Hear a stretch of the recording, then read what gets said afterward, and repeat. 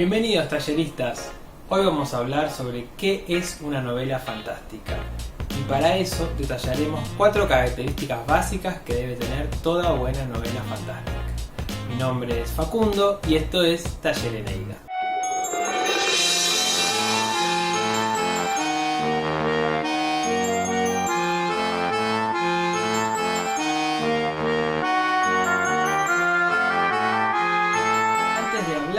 De qué es una novela, primero tenemos que hablar en general de qué es una narración.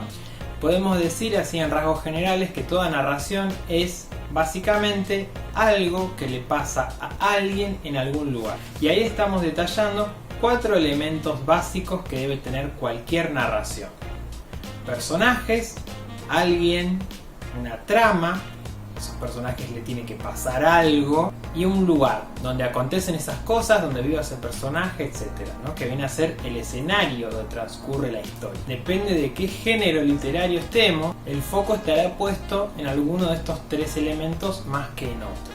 En los cuentos en general el foco está puesto en la trama, lo fundamental es lo que acontece a los personajes. Ahora bien, en una novela generalmente lo central pasa a ser los personajes de la historia, lo que le ocurre a ese personaje, la vida interior de ese personaje, cómo ese personaje se transforma, ¿no? Ese arco de transformación. Nos dice Macedonio Fernández que la novela es el destino completo de un hombre. Entonces bien, ¿qué pasa en una novela fantástica? Como una primera característica que podemos citar fundamental de cualquier novela fantástica contemporánea, ¿no? Todas herederas de la tradición de Tolkien, vemos que lo central es la importancia que le dan a ese escenario. Si bien en una novela nunca llega a ser el escenario más importante que los personajes o que la trama, es decir, por más que tenga un escenario increíble, si el personaje es plano y aburrido o si no ocurre nada, la historia es por más increíble que sea ese escenario. El escenario nunca llega a ser tan importante como los personajes o como lo que acontece en la historia. Pero en la literatura fantástica, en las novelas fantásticas, la construcción de ese escenario cobra más importancia que en ningún otro género literario. Es por eso entonces que los escritores de novelas fantásticas dedican muchísimo de su tiempo a construir escenarios originales, complejos, completos. Se dice que de hecho Tolkien estuvo más de 15 años pensando el escenario de su Tierra Media, donde iban después a caminar Frodo y Bilbo y la Comunidad del Anillo. Como segunda característica entonces fundamental de las novelas fantásticas, además de la importancia que le dan al escenario donde transcurre la historia, tiene que ver con la construcción de ese mundo secundario, de un mundo secundario. Nos dice Tolkien en su famoso ensayo sobre los cuentos de hadas que lo fundamental de estos cuentos maravillosos era que transcurrían en un mundo particular, en un mundo diferente al nuestro, ¿no? Con sus propias reglas, con sus propios ríos, con sus propios mares, con sus propias piedras, con su propia madera, caballos, etc. Y así es como la literatura fantástica toma esta idea y construye un mundo secundario, un mundo otro distinto al del lector, ¿sí? Que no es solamente un mero escenario, no es solamente un tablado por donde caminan los distintos personajes, por donde va a ir Frodo hasta tirar el anillo, no. Estos escenarios son como un personaje más, nos dice Brandon Sanderson. Los escenarios son un personaje más, estos mundos secundarios son un personaje más, con su propia historia, con sus propios conflictos y todos esos elementos absolutamente relacionados entre sí y con la trama y con los personajes y con la cultura y con todo lo que transcurre en la historia. Entonces, una tercera característica central que tienen las novelas fantásticas es presentar en esos mundos secundarios elementos distintivos. ¿Qué queremos decir con esto?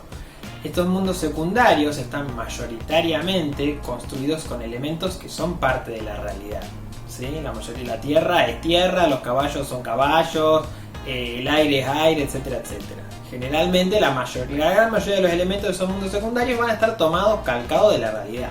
Pero más allá de eso, va a haber ciertos elementos distintivos en estos mundos secundarios que los van a hacer diferentes al mundo del lector, diferentes al mundo en el cual nos referenciamos empíricamente, en el cual vivimos y respiramos todos los días, ¿no? Estos elementos distintivos los podemos separar en dos grandes grupos.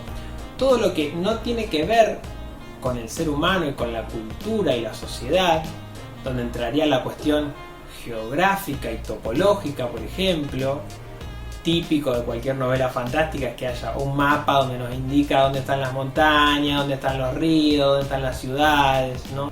Además de los elementos geográficos, tenemos por ejemplo lo que podríamos decir la zoología mágica o fantástica de ese mundo, que mayoritariamente va a ser parecida a la nuestra, pero seguramente va a haber ciertas criaturas diferentes y propias de ese mundo secundario, ¿no?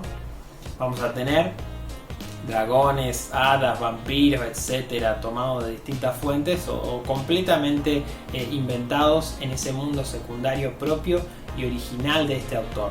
Además de estos elementos secundarios, geográficos, etcétera, tenemos otros elementos que tienen que ver con lo humano, ¿no? Con la cultura humana. Y ahí podemos pensar en una infinidad de posibilidades, ¿no? O sea, tenemos no solamente naciones enteras, sistemas políticos, comida, religiones, tenemos lenguajes enteros, ¿no? Más allá de solamente los típicos sistemas políticos medievales de reyes y princesas, podemos pensar en otros sistemas más complejos como los que creó Brandon Sanderson con su Lord Legislador y sus obligadores en Nacido de la Bruma, o podemos pensar en el Ministerio de la Magia de Jane Rowling, o podemos pensar incluso también todo este sistema político de los anillos de la corte de Vinta, El temor de un hombre sabio de Patrick Rothfuss.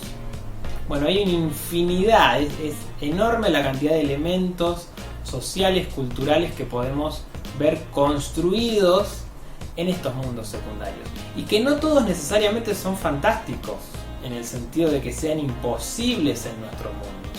Ahora me tomo un microsegundo para pedirles por favor, que nos ayudaría muchísimo, que le den like a este canal, que se suscriban a nuestro canal, que aprieten la campanita, etcétera, etcétera, etcétera. Entonces ahora vamos a detallar la cuarta y última característica propia de las novelas fantásticas, que tiene que ver obviamente con la magia. La magia, ¿no? Lo que normalmente llamamos así a rasgos muy generales la magia, que lo podemos definir como un sistema de reglas o leyes que le dan posibilidades extraordinarias a los personajes dentro de esa historia, dentro de ese mundo fantástico, ¿no? Y que están intrincadamente relacionadas con ese mundo secundario que ha construido el autor. Este sistema de leyes o estas reglas en particular generalmente o la mayoría de las veces no están muy claras, y ahí es cuando hablamos de un tipo de magia blanda, ¿no? Y la mayoría de las veces en realidad la magia que existe dentro de ese universo está más bien para generar un problema, un obstáculo a nuestro personaje, algo que nuestro personaje principal tiene que superar. Por ejemplo en El Señor de los Anillos o en las novelas de Úrsula K. Le Guin, El Mago de Terramar, no termina de quedar muy claro cómo funciona esa magia, cuáles son sus límites, cuáles son sus posibilidades. En cambio hablamos de magia dura cuando ese sistema de reglas, leyes, etcétera, que otorgan esas posibilidades extraordinarias está más claramente delimitado. Y esas limitaciones que tienen, muy claras, muy específicas, que se nos van explicando a lo largo del desarrollo de la novela, y generalmente cuando están más claras esas leyes es cuando el protagonista o el personaje principal o quien fuese utiliza más ese tipo de sistema de reglas para tratar de solucionar los problemas. Los ejemplos típicos son por supuesto la gran mayoría de las novelas de Brandon Sanderson, que buscan construir ese sistema mágico bien claro y estricto. En las novelas del Asesino de Reyes de Patrick Rothfuss también ese tipo de sistema mágico, de magia simpatética, muy inspirado en las antiguas leyes esotéricas de la magia medieval están bastante claras, ¿no? Y el personaje las usa a menudo para tratar de salir adelante de los obstáculos y los problemas que se le presentan. Les dejamos entonces acá abajo una lista de novelas fantásticas si quieren para ir adentrándose en este género literario, y también algunas joyas perdidas como para que no sea todo tan mainstream y las novelas más leídas que existen. A su vez, de nuevo, los invitamos a darle like a este video, a suscribirse a nuestro canal, que vamos a seguir subiendo videos, a sumarse a nuestro taller de escritura creativa. Y bueno, le decimos hasta luego y le mandamos un enorme abrazo virtual.